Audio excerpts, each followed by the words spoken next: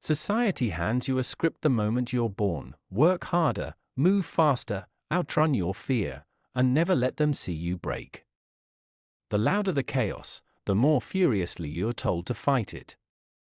But what if I told you that the most unshakable people in history didn't conquer their storms by fighting harder, they conquered them by becoming unmovable, the way a mountain doesn't argue with the wind, it simply is, ancient and still, and impossible to diminish. The water doesn't force its way through stone. It finds the path. It persists without panic. This is the forgotten art the Stoics called amor fati, the love of fate, and today, it's going to change how you face everything. Number 1. The obstacle is the invitation. Most people see adversity as proof that they're failing. The crisis arrives and the mind immediately whispers, "This shouldn't be happening to me." But Marcus Aurelius wrote, "The impediment to action advances action." What stands in the way becomes the way. What this truly means, is that the resistance you feel is not a wall. It is a door shaped like a wall. Every setback is the universe asking you to develop a capacity you didn't know you needed. The Stoics didn't see pain as punishment. They saw it as curriculum. Today, take one obstacle you've been resisting and ask yourself, what strength is this trying to build in me? Write the answer down. Look at it. Drop this in the comments if this resonates. I do not run from my obstacles. I learn from them. Number 2. Control the controllable, release the rest. You are exhausted, not from life, but from trying to manage everything that was never yours to manage. The opinions of others. The economy. The outcome of your efforts. Epictetus, a man born into slavery who became one of history's greatest minds, said, "Make the best use of what is in your power, and take the rest as it happens." This is the great divide in Stoic philosophy, the dichotomy of control. You control your thoughts, your choices, your response, your character. Everything else is weather. And you do not negotiate with weather, you dress for it. Today, write 2 lists, what you can control and what you cannot. Then spend your energy only on the first column. This single act will return you hours, peace, and power. Drop this in the comments if this resonates. I release what I cannot change and master what I can. Number 3. Your judgment is the source of your suffering. Here is a truth that will sting before it heals. Nothing that happens to you is inherently catastrophic. Not the job loss. Not the betrayal. Not the failure. It is your interpretation of the event that creates the suffering. Marcus Aurelius wrote, "If you are distressed by anything external, the pain is not due to the thing itself, but to your estimate of it, and this you have the power to revoke at any moment." The Stoics called this hegemonikon, the commanding faculty, your power to choose your perception. You are not the event. You are the observer of the event. You are the narrator of the story. Today, take one situation causing you pain and consciously rewrite the story, not with denial, but with possibility. What could this be preparing you for? Drop this in the comments if this resonates. I am the author of my own meaning. Number 4. Voluntary discomfort builds invincible strength. Comfort is seductive. It tells you it's your reward. But Seneca warned, "It is not that I am brave, but that I know what is not worth fearing, and what most men fear, they fear because they have never tested themselves against it." The Stoics practiced what they called premeditatio malorum, the voluntary meditation on hardship. They would fast for a day to conquer the fear of hunger. Sleep on hard floors to master the fear of poverty. Not because suffering is noble, but because familiarity dissolves fear. When you have already faced the discomfort voluntarily, the involuntary discomfort loses its power over you.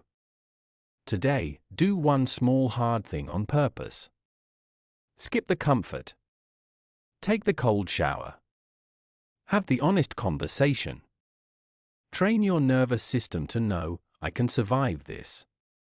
Drop this in the comments if this resonates. Discomfort is my training ground, not my enemy. Number 5. Live as if this day is both first and last. You keep postponing your full presence. You half live today because you're saving yourself for a moment that hasn't arrived yet. But Seneca wrote with devastating clarity, begin at once to live, and count each separate day as a separate life. The Stoics were obsessed with memento mori, the remembrance of death, not as morbidity, but as liberation. When you truly hold the impermanence of today, small grievances evaporate. Grudges feel foolish. The conversation you've been avoiding becomes urgent.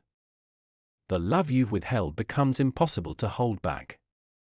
Today, before this video ends, identify one thing you have been waiting to do or say or feel, and move toward it. Not tomorrow. Right now.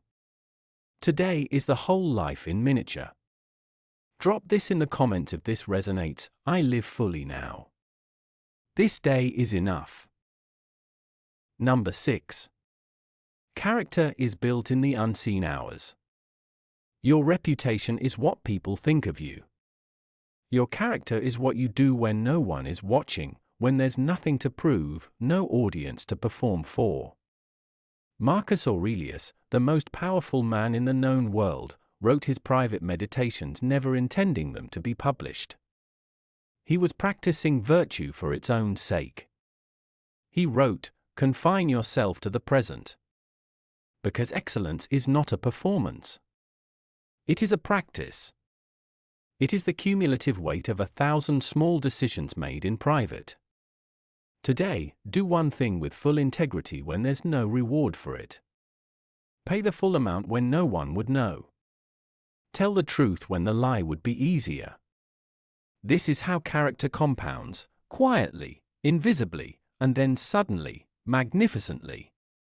Drop this in the comments if this resonates. I build my character in silence and it speaks for itself. Number 7. You are not broken. You are becoming. The deepest lie the modern world tells you is that struggle is a sign of inadequacy. That the fact you're still figuring it out means you've already failed. But Zeno of Citium, the founder of Stoicism, is said to have discovered philosophy after losing everything in a shipwreck, and later called that shipwreck the most fortunate voyage of his life. Epictetus wrote, seek not the good in external things, seek it in yourself. The crisis you're in is not the end of the story. It is the forge. You are not diminished by what you have been through. You are being shaped by it, the way pressure and time turns carbon to diamond. Today, say this out loud, I am not finished. I am in progress. And progress is enough. Drop this in the comments if this resonates. I am not broken. I am becoming who I was always meant to be. Closing reflection. All 7 of these principles flow into a single river of truth, that the invincible life is not built by avoiding storms, but by becoming the kind of person the storm cannot diminish. Like a seed that cracks open underground, in the dark, in the pressure, in the silence, your greatest self is not waiting for better conditions. It is being assembled by these conditions, right now, in real time. The Stoics didn't promise you a life without crisis. They promised you something greater, a self that could face any crisis and remain whole. This is not about what you get. This is about who you are becoming. Thank you so much for being here and for giving your time and attention to this wisdom. Until next time, stay rooted, stay present, and stay becoming.